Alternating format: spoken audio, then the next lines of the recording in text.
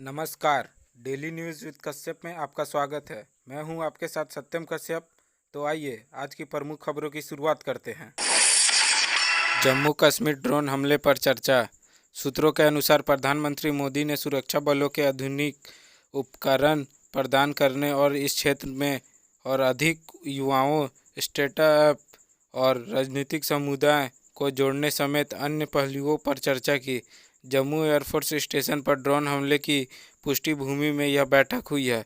सरकार ने हमले की जांच एएनआई को सौंप दी है। लद्दाख से लौट आए रक्षा मंत्री। बता दें, जम्मू कश्मीर में एयरफोर्स बेस पर हुए हमले के बाद वहां सभी सुरक्षा स्थानों को अलर्ट पर रखा गया है। लद्दाख की 3 दिवसीय यात्रा खत्म करने के बाद रक्षा मंत्री दिल्ली पहुंचे हैं। रविवार को जम्मू कश्मीर में ड्रोन से यह हमला हुआ था और रक्षा मंत्री लद्दाख से ही इस पर कड़ी नजर रखे थे।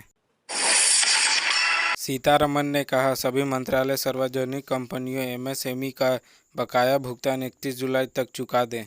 कोरोना की दूसरी लहर के बाद नकदी की समस्या से जूझ रहे एमएसएमई सेक्टर को जल्द बकाया भुगतान मिल सकता है। वित्त मंत्री निर्मला सीतारमण ने सभी मंत्रालय एवं उनसे संबद्ध सार्वजनिक कंपनियों को आगामी 31 जुलाई तक एमएसएमई का बकाया चुका देने को कहा है। मंगलवार के पूंजीगत खर्चे एवं इंफ्रास्ट्रक्चर रोडमैप की समीक्षा बैठक के दौरान वित्त मंत्री ने निर्देश दिया है।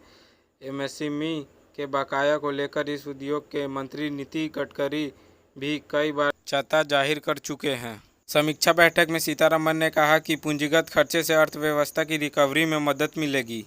चालू वित्त वर्ष में पूंजीगत खर्चे के लिए 5,54,00,000 रुपए का प्रावधान किया गया है, जो पिछले साल वित्त वर्ष की तुलना में 34.5% अधिक है। कल होगी प्रधानमंत्री मोदी की अध्यक्षता में मंत्रिपरिषद की अहम बैठक। प्रधानमंत्री नरेंद्र मोदी ने बुधवार को 30 जून को मंत्रिपरिषद की बैठक बुलाई है। यह बैठक शाम 5 बजे निर्धारित की गई है। प्रधानमंत्री मोदी के साथ इस बैठक में सभी कैबिनेट मंत्री, स्वास्थ्य प्रभार वाले मंत्री और सभी राज्य मंत्री के शामिल होने की उम्मीद है। वित्त मंत्री सीतारमण द्वारा सोमवार को स्वास्थ्य, पर्यटन और कृषि तथा अन्य क्षेत्रों के लिए घोषित प्रोत्साहन पैकेज के बाद रही इस बैठक को काफ़ी अहम माना जा रहा है। 2 दिन पहले ही केंद्रीय वित्त मंत्री निर्मला सीतारमण ने कोविड-19 महामारी के कारण हिली और अर्थव्यवस्था को बहाल करने के लिए कई योजना का ऐलान किया है। सोमवार को वित्त मंत्री के इस कदम की सराहना करते हुए प्रधानमंत्री मोदी ने कहा था कि नए फैसले की आर्थिक गतिविधियों में तेजी आएगी और उत्पादन के निरंतरता के साथ ही रोजगार के अवसर भी उपलब्ध हो सकेंगे।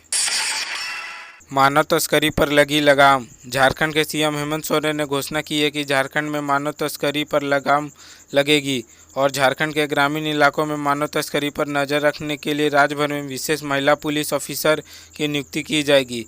हेमंत सोरेन ने कहा, झारखंड में मानव तस्करी का कलंक को मिटाने का सरकार का प्राथमिकता है। श्रमिकों के अधिकार का हनन नहीं होगा। झारखंड में ग्रामीण इलाकों में मानव तस्करी पर नजर रखने के लिए राज्य भर में विशेष महिला पुलिस ऑफिसर की नियुक्ति की जाएगी। राज्य सरकार की कर्मियों की बल्ले बल्ले। नेशनल पेंशन स्कीम के तहत सरकारी अनुदान की राशि 10% से बढ़कर 14% किया गया। राज्य सरकार के कर्मियों को हेमंत सरकार ने बड़ा तोहफा दिया है। सरकारी कर्मियों को नेशनल पेंशन स्कीम के तहत सरकारी अनुदान की राशि 10% से बढ़ाकर 14% करने का फैसला लिया है। यह फैसला 1 जुलाई 2021 की तिथि से प्रभावित होगा और इस पर राज्य के खजाने पर लगभग 342 करोड़ का बोझ बढ़ेगा। झारखंड में थम रहा कोरोना का कहर। झारखंड में 90 नए पॉजिटिव मामले की पुष्टि हुई है। वहीं 115 मरीजों ने कोरोना को मात दी है। इसी के साथ सूबे में एक भी मरीज की कोरोना से मौत नहीं हुई है।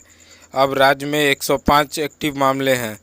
भले ही कोरोना के मामले में धीरे धीरे कमी आ रही है, लेकिन सावधानी बरतनी अभी भी ज़रूरी है।